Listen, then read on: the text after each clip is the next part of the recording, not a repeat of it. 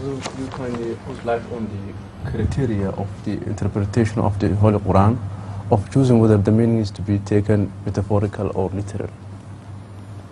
You know, please try to understand. And yes, I will read it, Hazur. He said, Hazur, could you kindly put light on the criteria of interpretation of the Holy Quran, of choosing whether the meaning is to be taken as metaphorical or literal? This is a generalized question which has to be answered when definite examples are presented. The only generalized answer would be that deal these situations according to the context.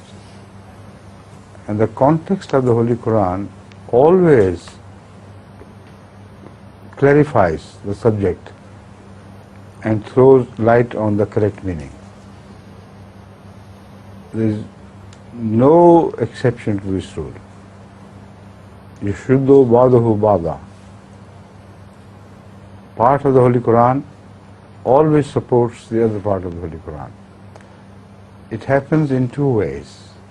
Number one, another verse somewhere else clarifies the issues which, according to some readers, remain unclarified, according to some readers, because they did not concentrate upon the preceding verses and the following verses enough.